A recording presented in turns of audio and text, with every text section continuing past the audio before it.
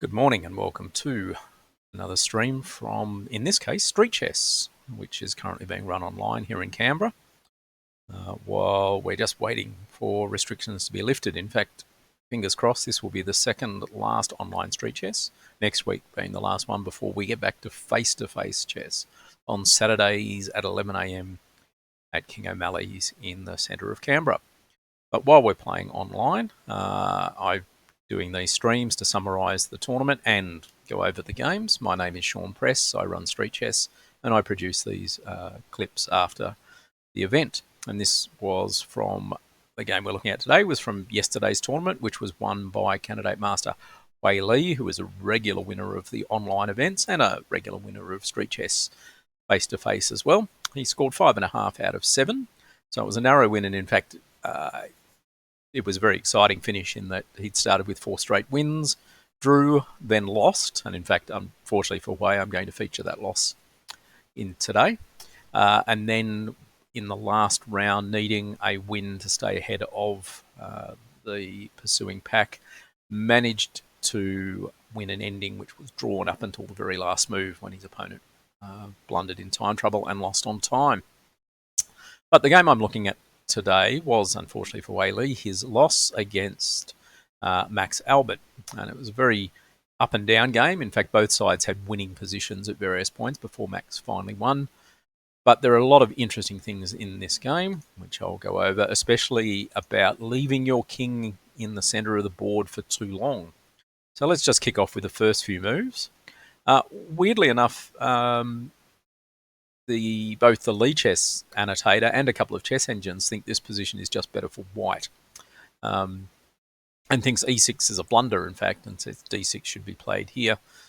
This raises an interesting point that Grandmaster David Smerdon noticed during the week. Someone had written a paper, of all things, on the Morra Gambit of the immediate d4 and the Sicilian. I'll just show you quickly what that is. I'll add that to here.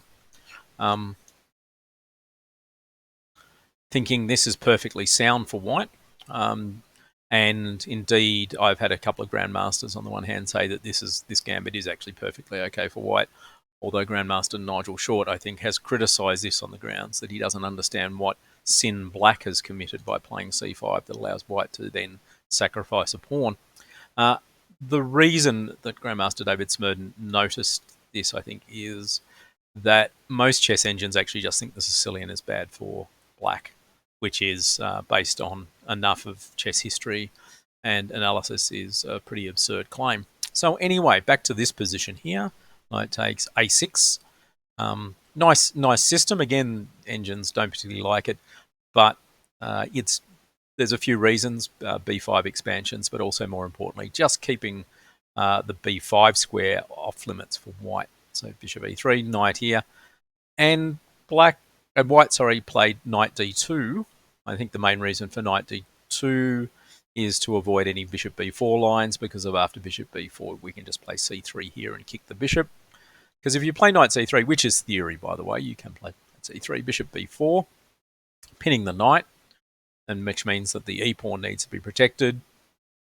And after castles, queen d2 is an interesting move, and it may in fact be a new move, or at least knight g4 might be a new move in this position, even though, again, Stockfish thinks this is okay. Bishop g5 to hit the queen, and after f6 you actually get this nice retreat back to h4, but the position is equal for both sides. But nonetheless, in a lot of mainline openings, and these are the reasons why they're mainline openings, most opening positions become equal. Because if you're following established theory, normally no one is going to make big blunders, and therefore the game's going to be quite equal. But that's fine. We start the game equal. So if we get to move 12 or 14 and it's equal, then they're still, assuming the position still has some life in it, there are still winning chances for both sides. So don't get upset if all you can find is equality in your openings. Instead, after knight d2, black can actually play e5, which is normally a bit of a tempo loss, e6 to e5. But combined with the pawn on a6, the knight has to move, and b5 being a natural square for the knight is now out of bounds. Knight f3, knight c6, and this is fine for both sides.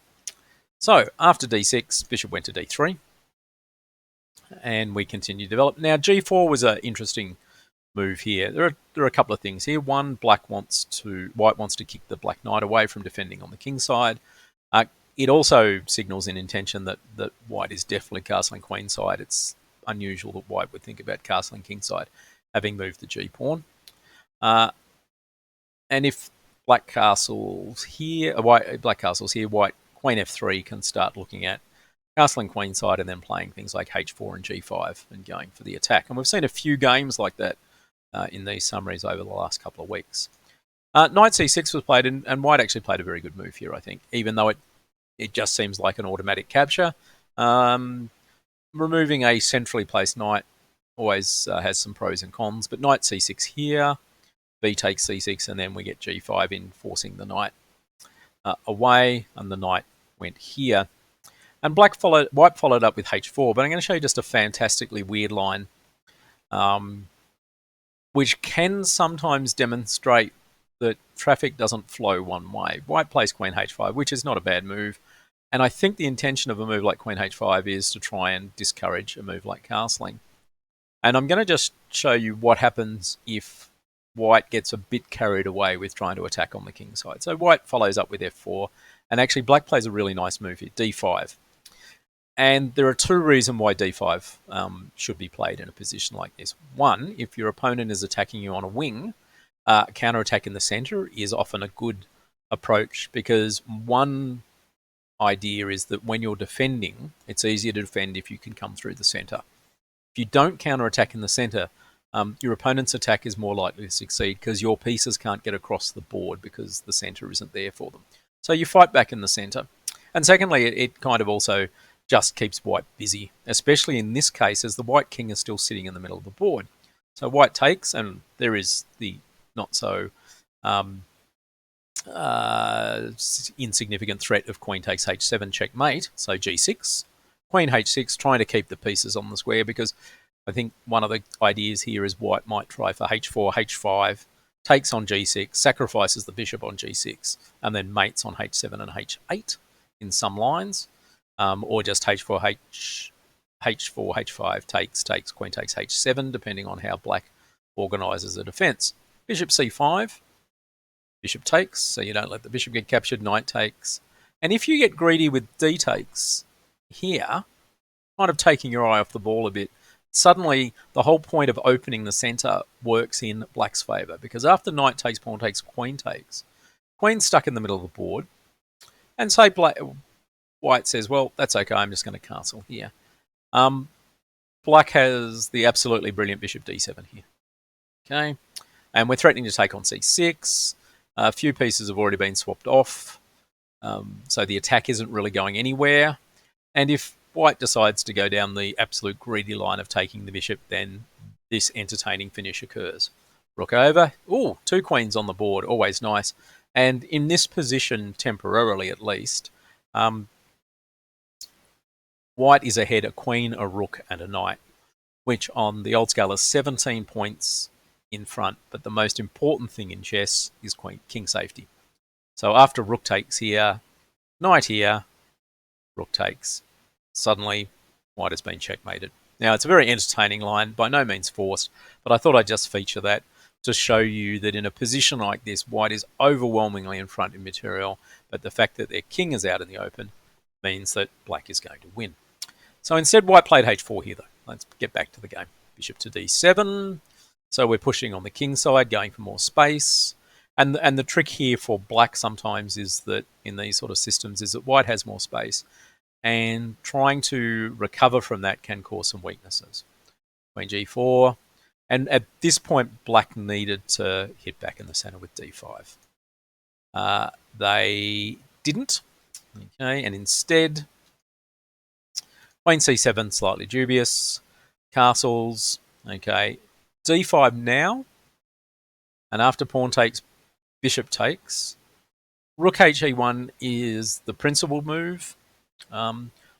And especially as black saw a combination that I think they thought was winning material, and it turned out not to be.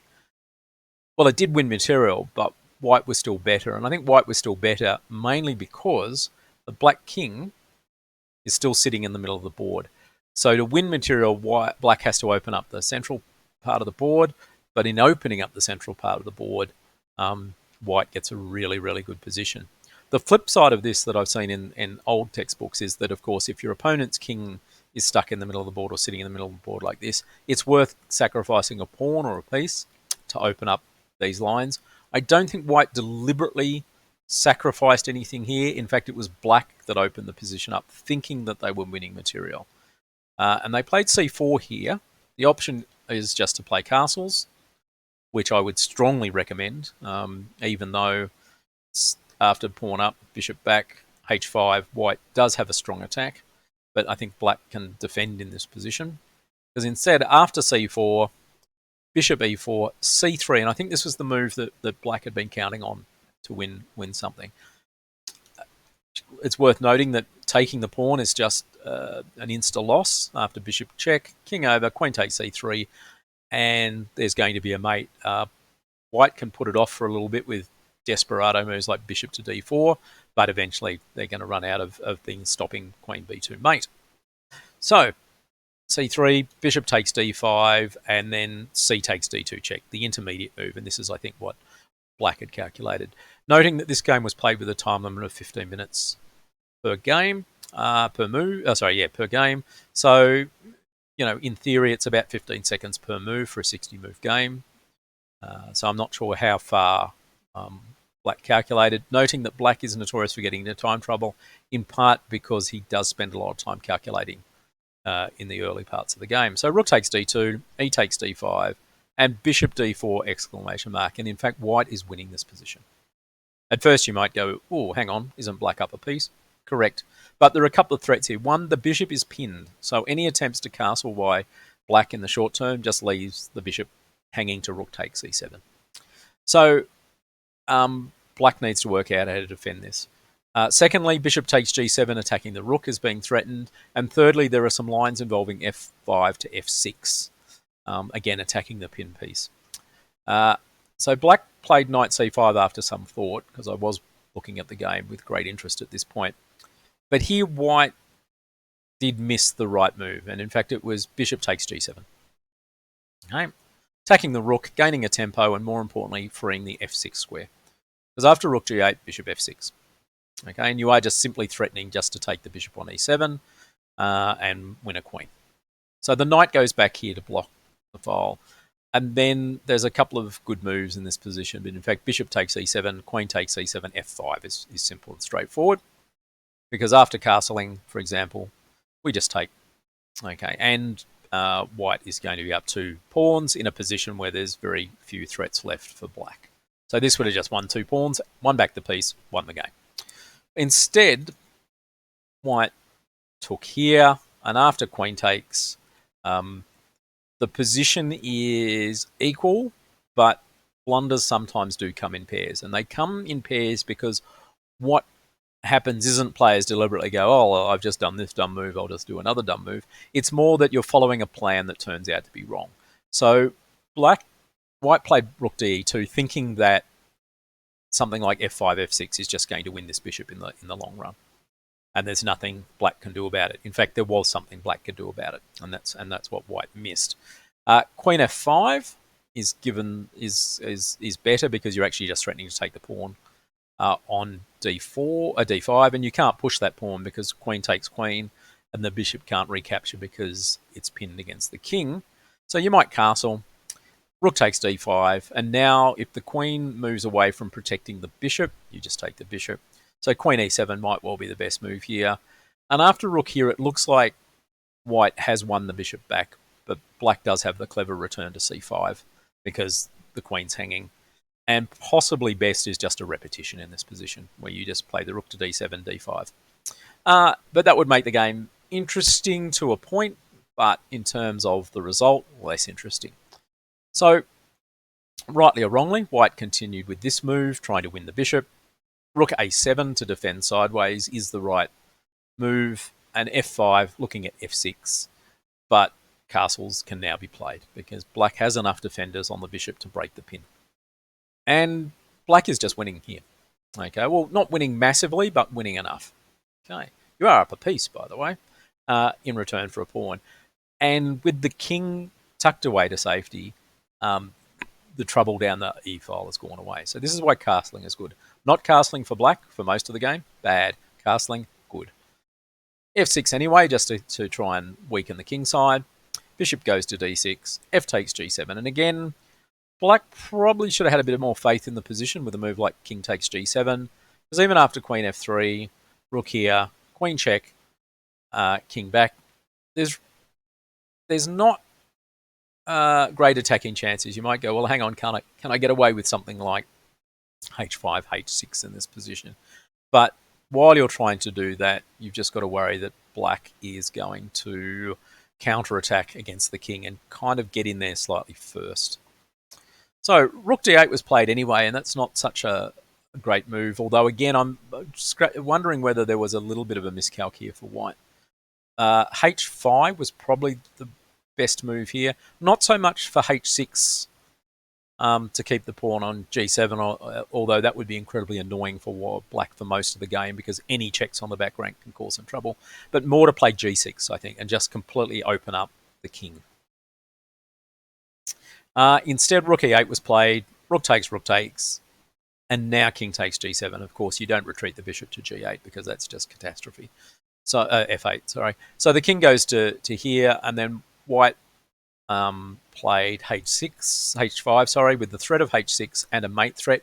For example, if black now gets carried away with trying to mate white with rook to c7, white gets in first with this check. And after here, rook g8 is checkmate. And I'm sure that was in the back of both players' minds while this was happening.